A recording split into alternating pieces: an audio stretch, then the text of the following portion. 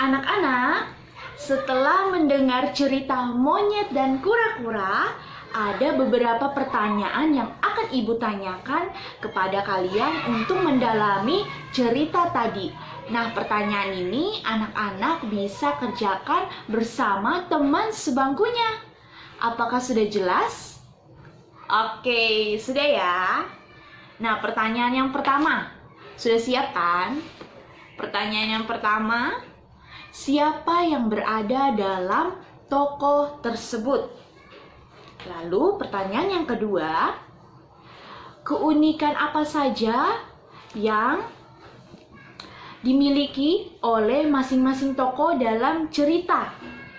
Pertanyaan yang ketiga, bagaimana sikap yang dimunculkan dari masing-masing tokoh dalam menanggapi keunikan yang dimiliki?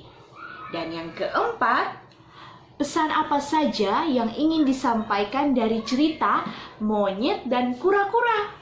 Nah, bagaimana anak-anak? Apakah pertanyaannya sudah jelas? Oke, sudah. Nah, sekarang anak-anak bisa kerjakan bersama teman sebangkunya. Dimulai dari sekarang.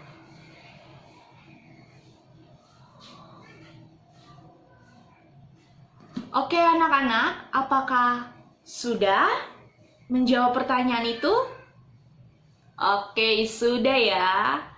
Nah, untuk jawaban pertama, siapa yang berada dalam tokoh tersebut?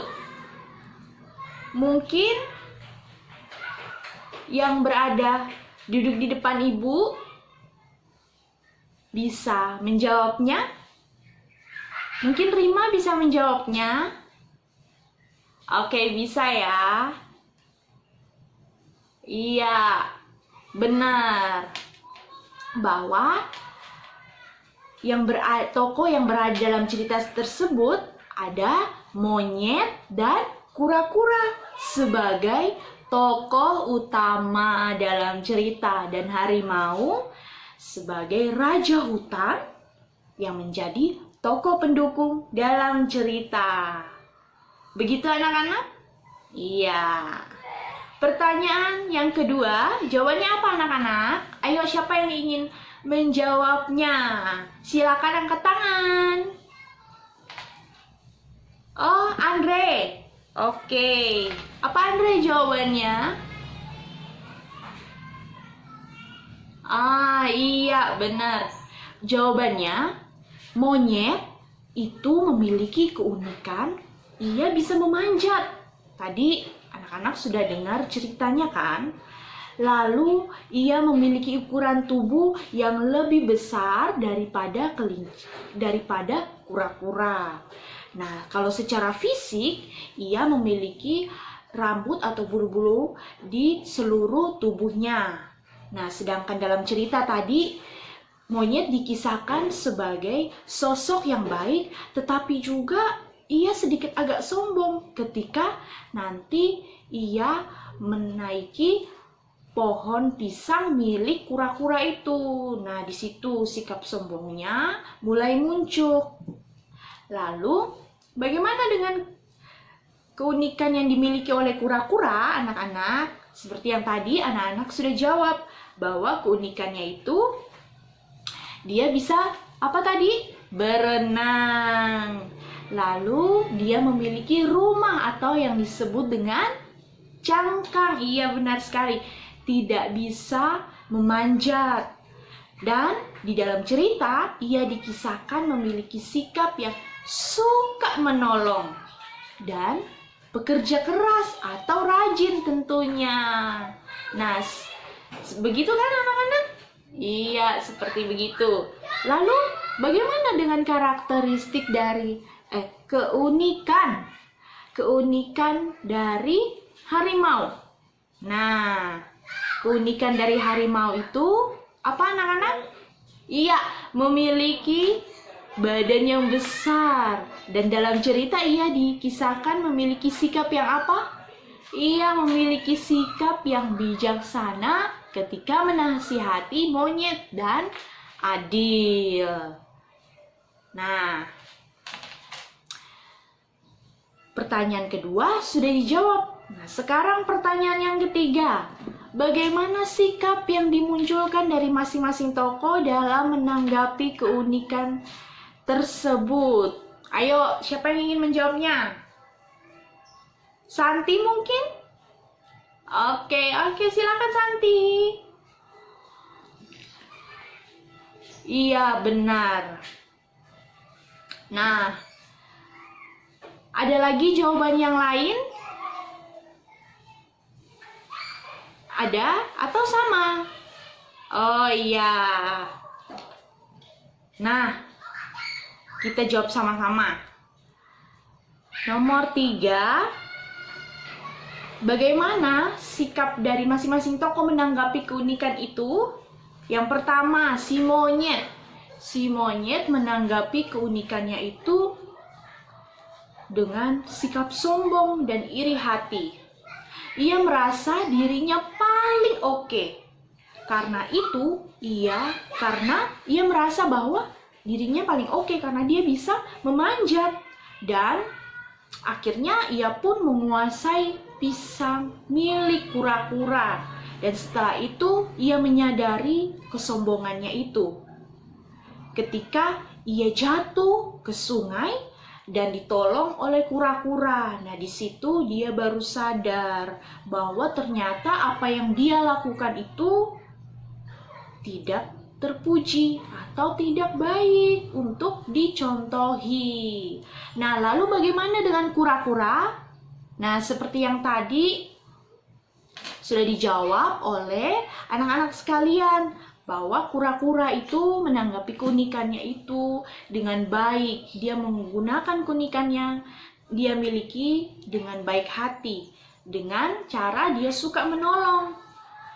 Walaupun di dalam cerita ia tidak bisa memanjat dan diperlakukan tidak adil oleh si monyet, ia tetap sabar dan mau menolong monyet dengan cangkang yang dia miliki. Nah, cangkangnya itu merupakan keunikan yang dimiliki oleh kura-kura karena dia berbeda dengan hewan-hewan yang lain, dengan hewan monyet, dengan harimau. Hanya kura-kura yang memiliki cangkang itu. Nah, dan dari situ ia bersyukur karena bisa menyelamatkan nyawa monyet. Iya, benar sekali. Nah, lalu bagaimana dengan harimau, anak-anak? Dengan harimau, ia tentunya merasa gembira. Dia merasa gembira karena dengan sikapnya yang bijaksana di dalam cerita tadi, yang bisa menasihati monyet, ia merasa gembira ketika melihat monyet dan kura-kura bisa saling damai dan rukun lagi seperti dulu. Nah, itu dia anak-anak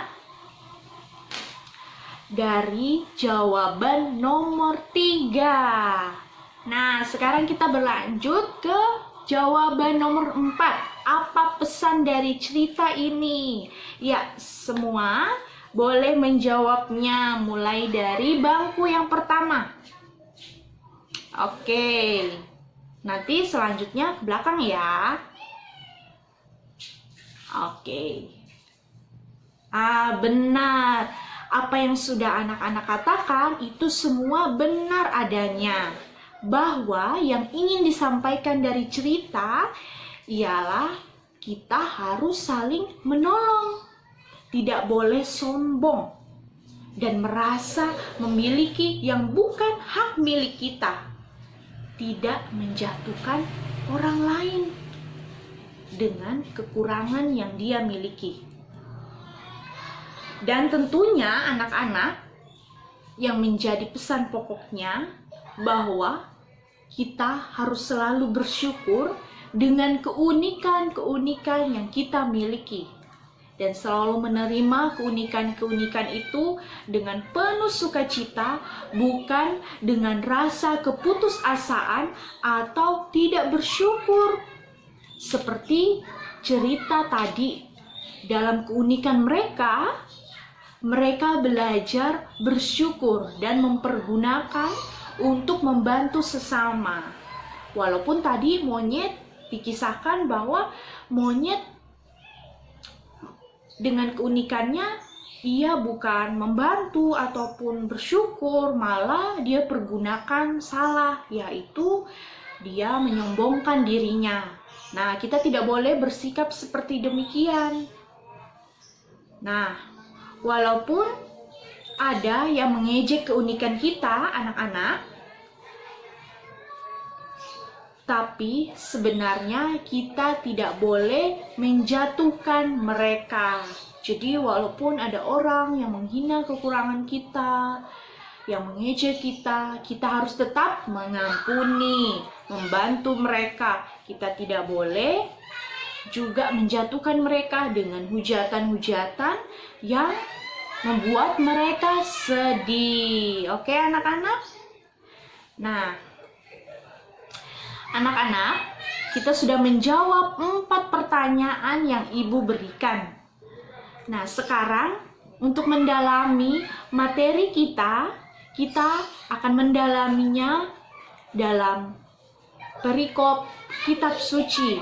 Nah, untuk itu Ibu meminta anak-anak sekalian untuk membuka Alkitabnya yang sudah anak-anak bawa. Lalu kita buka di kitab Kejadian bab 1 ayat 26 sampai 28. Nah, anak-anak boleh renungkan isi perikop tersebut, berbicara tentang apa. Nah, nanti setelah anak-anak renungkan, akan ada beberapa pertanyaan panduan yang akan Ibu berikan agar anak-anak bisa mendalami isi kitab suci ini dan juga materi yang akan disampaikan pada hari ini. Bagaimana anak-anak? Apakah sudah jelas? Oke, sudah jelas ya. Oke, dimulai dari sekarang.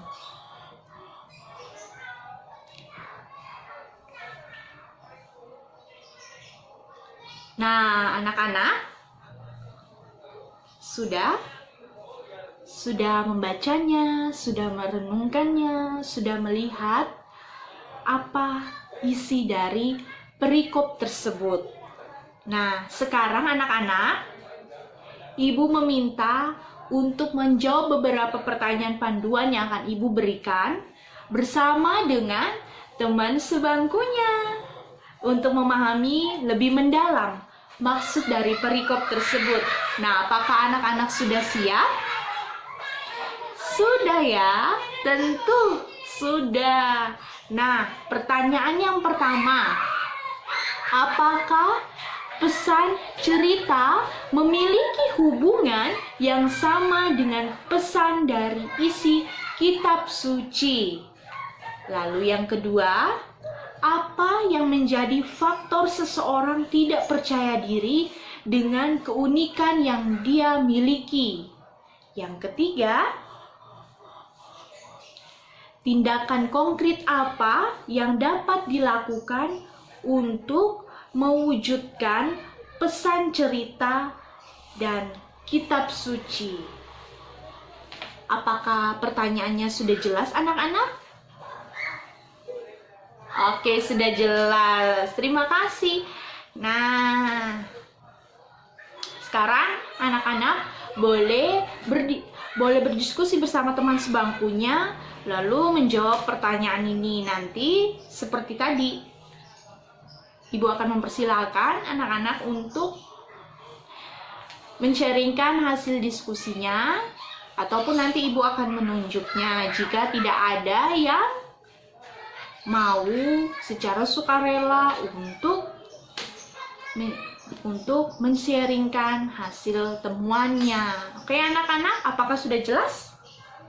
Oke, sudah. Mulai dari sekarang ya. Silakan mengerjakan.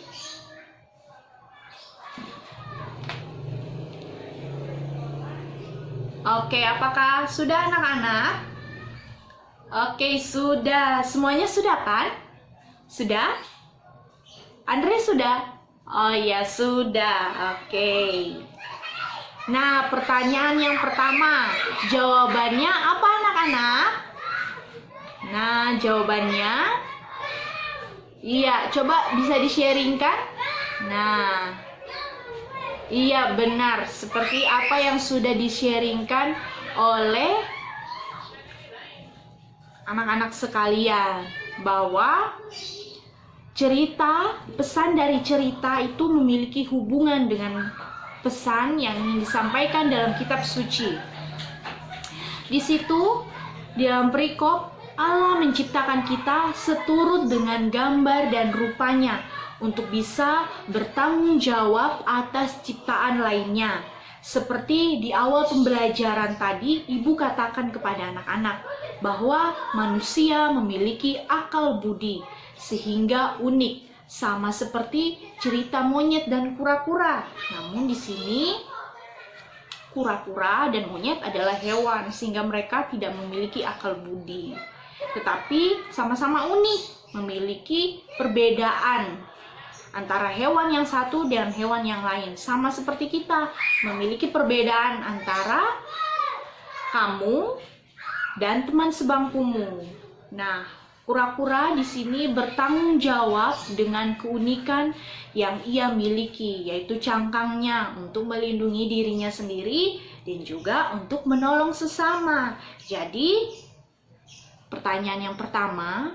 jawaban untuk pertanyaan yang pertama itu cerita ini memiliki hubungan dengan isi perikop kitab suci yang sudah anak-anak tadi renungkan. Nah, lalu pertanyaan yang kedua, apa yang menjadi faktor seseorang tidak percaya dengan keunikan yang dimiliki? Ayo, apa? Iya, benar, seperti yang sudah anak-anak jawab ya, bahwa faktor yang menyebabkan ketidakpercayaan diri yaitu yang pertama, kurangnya rasa bersyukur. Selalu merasa tidak puas dengan apa yang dimiliki. Seperti monyet tadi, ia tidak merasa puas dengan keunikan yang dia miliki. Karena dia bisa memanjat, lalu sesampainya dia di atas pohon, karena menikmatinya buah pisang itu, ia lupa bahwa ada kura-kura, yang mana kura-kura adalah tuan dari pohon tersebut. Nah, lalu akhirnya dia tidak membagi pisang itu kepada kura-kura. Nah, sikap berikutnya apa lagi? Yaitu ingin seperti orang lain. Kita melihat orang sana, aduh aku pengen ya seperti mereka, aku pengen mereka bisa ini, bisa itu. Nah, kita harus jadi diri kita sendiri. Tetapi kita harus terus berusaha untuk bagaimana kita bisa melihat dari orang lain, oh sisi positifnya ini, dia bisa menari, berarti kalau saya ingin seperti dia, saya harus belajar. Tidak boleh namanya kita iri dengan dia, tapi kita harus membangun sikap positif dalam diri kita untuk, saya ingin seperti dia, saya belajar menari biar saya bisa seperti dia. Nah, itu kan bagus. Kalau kita iri, tentu tidak terpuji itu. Nah, dan masih banyak lagi faktor-faktor yang lainnya, seperti yang tadi anak-anak sudah katakan. Lalu pertanyaan yang ketiga, jawabannya apa anak-anak? Tindakan konkret apa yang dapat kita lakukan untuk mewujudkan pesan cerita dan juga isi kitab suci ini? Iya. Nah, benar bahwa tindakan konkret yang harus kita lakukan yaitu kita harus bersyukur ya anak-anak. Seperti cerita tadi, dalam keterbatasannya yang tidak bisa memanjat, kura-kura tetap bersyukur. Dia tetap menolong meski dihina oleh monyet. Dapat menerima keunikan dirinya sendiri dan juga orang lain, serta tidak sombong dan tidak iri hati. Seperti begitu anak-anak? Iya. Nah anak-anak, setelah kita menjawab beberapa pertanyaan, mulai dari tadi pertanyaan bagian pertama, lalu kita mendalami perikop kitab suci, lalu kita menjawab lagi pertanyaan bagian kedua. Ibu sedikit memberikan penegasan untuk materi kita pada hari ini. Jadi anak-anak, setiap manusia itu memiliki keunikannya sendiri, sama seperti kamu dan teman sebangkumu. Anak kembar pun anak-anak memiliki keunikannya sendiri, walaupun mereka sama. Nah, keunikan yang dimiliki ini bisa kita temui dalam diri seseorang, entah itu dari segi fisik, psikis, sikap, dan kemampuan yang ia miliki.